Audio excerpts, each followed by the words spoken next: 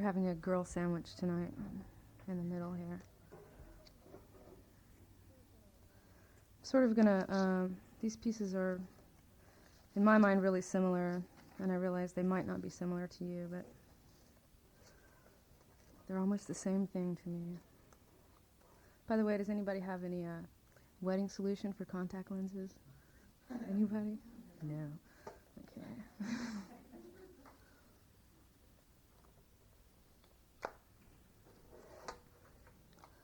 The war had gone on for so long that we took all of its little nuances for granted.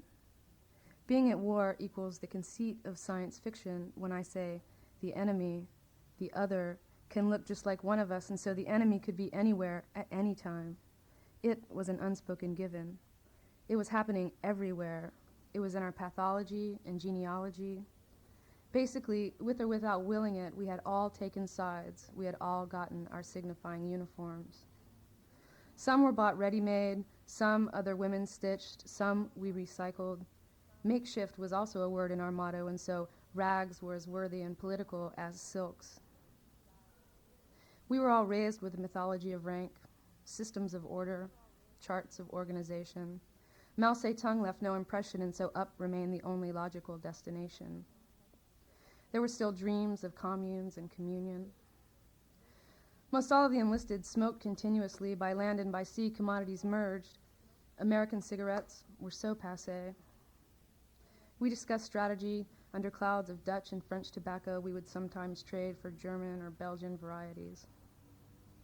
We were playing strategy games because the enlisted must play strategy games. He was white, I was black. He lost some high-ranking officials early. We drank African coffee with Italian flavoring. I had recently returned from a long series of skirmishes. A sympathizer had filled little bags with sample cards of sleeping pills and tranquilizers. I was still drowsy from Jägermeister and Xanax. I was experiencing the symptoms so common among the ranks. Perception kept tunneling and exploding. Size was a problem. Twitchy from coffee and fighting panic attacks, bishop to red 6, itchy skin and bites from vague dreams. He managed 2 queens and I killed them both with my rooks. We played rummy then and followed the girl into the bunker. It was showing signs of fatigue. We rolled cigarettes. There were only small rations of whiskey. Some in the bunker had Old English 800. The gathering looked cohesive at first glance. Belgium, Gaulois, drum, bleach blonde and deep brunette grinding bodies through dingy lace. The Spanish boy writing long letters home. The girl was fixed on my chessmate. She talked the talk of frayed nerves and unspeakable literary conspiracies. Love was antithetical, and so hatred disguised as love heavied the air, and she was playing strategy games. She was playing Nothing Hurts. It was so obvious. I'm so tired of this war, I just want to take off this uniform and sleep the sleep of peace, but there are maps being spread across the bunker floor. There are long digressions about the difference between us and them. The bleach blonde tacks pleats in the girl's nylon skirt. The brunette boy sits in his boxers and drinks whiskey. I roll cigarettes. I draw 3 figures on the inside of the closet door. I am dreaming of dreaming. I am hearing the white noise of static, of privates holed up in a bunker. I'm thinking how stir-crazy we all are, and how conversations are made of deception. The girl is trying to hypnotize my comrade. They both flick their ashes, missing the ashtray with some honed precision I don't understand. A beer spills, and I hear all the possible night maneuvers being considered. X, she says. Yeah, X. Yeah. Hey, can we hook up with some acid? Yeah, acid, they all say. No heroin, no Jim Beam, no Jack Daniels. Remember that vodka? Remember that crack? Let's go somewhere and do something. Then I'm thinking of privates on leave roaming the city, obliterated and hailing in the coming revolution. I trace the silhouette of hills and distinguished churches and certain vital thoroughfares. There's no oxygen left in the bunker. Everyone is slumped over, but strategy games go on forever. I am silent, but silence is not the same in different cultures, and so it does not mean anything like it means to the Belgian boy in his boxers drinking whiskey. He doesn't say anything. Only the girl was saying anything, and only my chessmate was listening.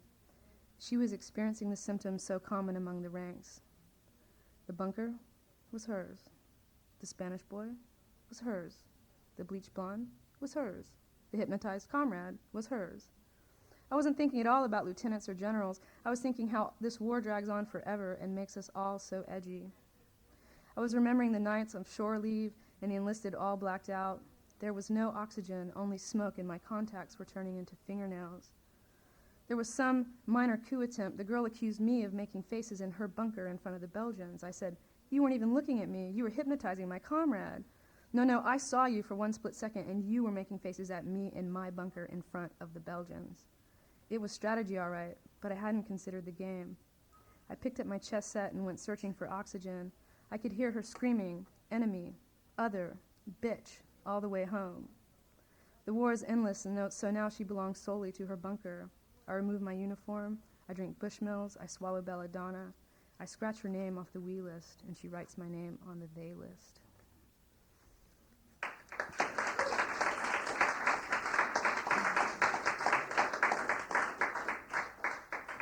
Okay, now I'm going to attempt the 4-page run-on sentence.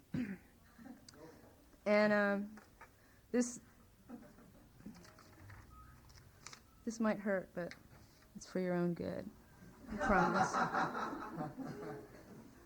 Okay. Adam as proto-amnesiac, as he who strikes at self with axe, as does not fall to sleep or waking fully. As always, as if for the first time tasting a sweetness he himself is named, and as if for the last time the bitter, bitter part about all that had come before, and the sinking feeling which he then names bitter sweetness. And it all seeming as if a vague dream of vagueness to him, calling each instance the first awakening, fashioning from this an incoherent narrative meant to replace recollection as something distinctly separate from he remembers. He who strikes at self with axe is one gone mad, refusing to fall to sleeping, to wake up really, hacks the gestures from the meanings, the axe's exponential wielding, a causal knowledge, and the false renaming as a memory of beforeness severed and perceived as if voyeuristically. And this then being how in the beginning the naming of tribes may have embodied the concepts of binging and starvation as happening coincidentally, necessarily as if by magic, in the same place at the same time, and taking it all in as disconnected mythology. Of fables of Gilgamesh who loves and kills Enkidu, who appeared to him as if in dreaming, to prophesy in cryptic gestures his own coming. But then the discrepancy. The 30 miles of walls around Uruk stamped over with Gilgamesh's confessions of insomnia, his fevered cuneiformal refusal to sleep or wake up fully. And this insomnia perhaps is a procreative necessity, to confuse the memory with a vagueness, to confound his own knowing with his delirium, and the defiant spitting on Ishtar, the slaying of the sacred, all his incoherencies, and the sudden sinking feeling, as if out of nowhere, which seized him, as if by magic, while hacking at all the cedars in the garden. And the whole time his insistent confession that he knew not what he was doing, or why. And this then being how the idea of the beginning entails the madness of an ending. Enkidu, who is sent to lay him to sleeping really, to wake him up wholly, becomes his mirror image expelled from memory, in the necessary flash of clarity, as if for the first time calling it a vagueness while going on and on about Enkidu, his longing for him, how his coming necessarily created his own destruction. The axe itself set in motion, and resultingly Gilgamesh concealing his form beneath the skins of dogs, running madly through a wilderness he himself has felled, and calling the whole of events bittersweet. Calling whatever happened before this time a cryptic blank, avoiding all myths involving self-seen self, he enters the constructed abyss, avoiding the knowing with confessions of ignorance and inability. Reshaping then always the same vague something elseness of what it was before it became the sweetness eternally mingled with the bitter. Before, but always after axes. And this then is one of the first effects of civilization and the motive behind the plastic's garden, and always assuring the presence of someone else's hand to pick the fruit for you. And so, what he does not face, he calls the unseeable, and what he will not name, he names the unnameable, leading to a confounding notion of premonition as magic and not commission. The clock is set in motion in the wrong direction to make from time a discernible distance between the moment and the falling of axes. But still, the vague uneasiness about the he who strikes and sinking feelings, the odd but necessarily coincidental knowing that the whole thing came with directions for a reason, but still not being able to look at them, not wanting the intricate patterns of emergence, just the vagueness driving the hands to fashion an exactness which exponentially expands until the thing made avoiding remembering itself becomes imposing. And he who strikes itself with axe becomes he who will not see himself, but also he who will never fully look away. Not he who sleeps until nothingness wakes him, or he who is lulled by symbols to dreaming, but he who dreams of dreaming falsely. And the mystery of the he who strikes, and the clock's all running the wrong way, and the savoring of a bitter sweetness is always as if for the first last time. And the coincidental presence of other tribes who tell of the mystery of fire, of evil as forethought, as Prometheus clever beyond all measure climbing up to God the Father's house, and innocence as an afterthought, is pure invocational prayers for amnesia. And then the worshipping of fire and all that has come after as a negative purge, with confession as vacuous, as sucking in futures, as speaking from the heart the remarkable dog learns to bark, I love you. And the heart is the seat of the soul, where the head is conceived as procreative, and the throwing of Athena out from the body as the axe wielder, all thumbs, reinventing his tools to demonstrate a method of madness so exact as to be indiscernible.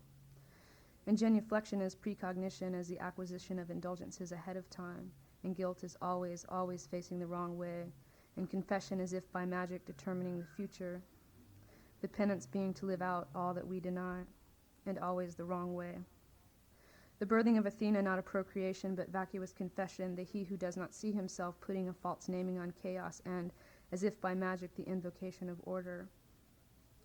Precognition as the urge to murder the artist to protect the meaning of the artwork, and the drive to make from the self the spectator, the voyeur, axes falling, and the execution of the act is going off without a hitch, the switch thrown, and suddenly, as if out of nowhere, barricades and ammunition, fanatics, their children, those playing possum, their assassins, the mystery, the glory of the heroes, details, and as if spellbound, not once looking away, never once even recollecting the how, the why, the scripts, the writer, not once admitting the props their flatness, but the conjuring of a vividness as though drugged, the spectator, the spectacle, the unfolding elaborations as if through mesmerization allowing the momentary and complete seduction of the self, as wholly loving the self, incestuously, before the acts of swiftness, and afterwards the irony of neither one recognizing the other.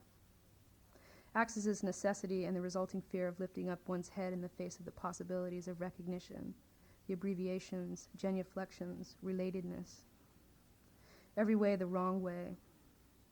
Ouroboros describes this perpetual motion, and Narcissus as a model for economy, the attempt to surrender always resulting in survival.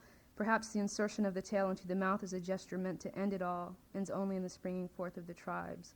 The gesture, severed from meaning, resulting in Ka, in nemesis, in the other, in evil, into binging and purging is magically occurring in the same place at the same time.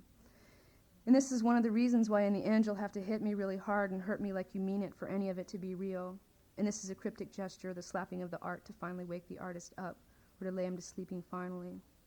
The urge to run the wrong way as the magical passage out, as deception, as necessary, as undoing the original false naming of honesty. Reverse hex is the ultimate failure to thrive. And Zeus, taking hold of his father's swift axe, turns it in on himself, and suddenly, as if through spontaneous alchemy, is throwing of Athena out from his head. Incestuously, he is loving himself with axes. The confusion between purging and birthing, and then as if for the first time the irony of Athena talking behind his back, as a confirmation of his achievement, as a corrupted measure of sweetness, and as if out of nowhere, as if for the first time, the bitterness mingling, his first awakening, his fear of her remembering. That's it.